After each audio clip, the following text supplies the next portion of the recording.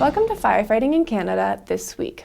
I'm Mariah Campbell, and today's edition is brought to you by VFIS of Canada, a division of CVIS Incorporated, Canada's largest insurer of firefighters. This week, this year's wildfire season in Alberta has consumed the second most amount of land in the history of the province. Then, part-time volunteer firefighters in Kirkland Lake, Ontario, voted to join the United Steelworkers Union.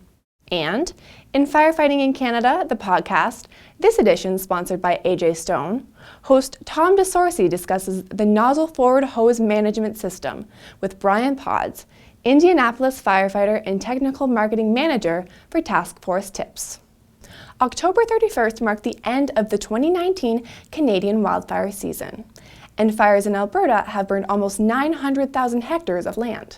This year is second to the record-setting 1981 Alberta wildfire season, when 1.3 million hectares were consumed, reports the Edmonton Journal. The majority of the wildfires this year burned across north and north-central Alberta. The Checkegg Creek fire forced the evacuation of thousands of people in the high-level area of the province and destroyed homes in the Paddle Prairie Métis settlement.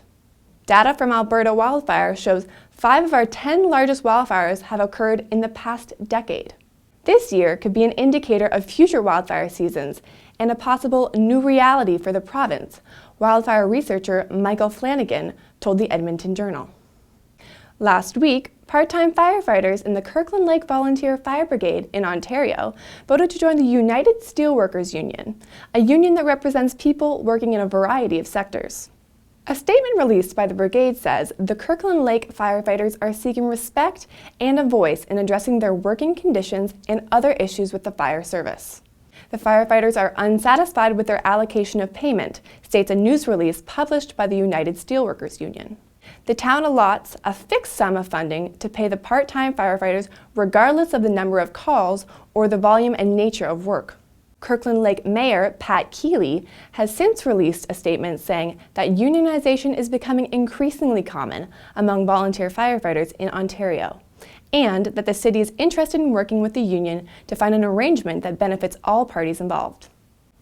In Firefighting in Canada, the podcast, this latest edition, sponsored by AJ Stone, host Tom DeSorcy interviews Brian Pods, an Indianapolis firefighter and technical marketing manager for Task Force Tips.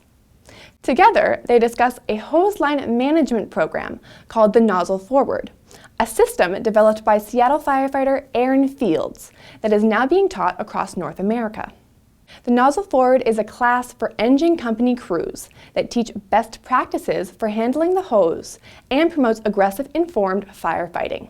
Pod says he feels the techniques taught in the program have turned into motivational tools for frontline firefighters.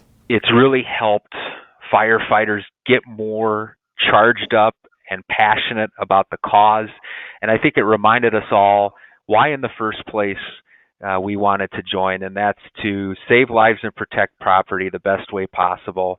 Pods says the program applies to departments of all sizes and touches on hose management as well as fire behavior and fire attack. To hear more, head to firefightingincanada.com. This is Annex Business Media's Niche TV.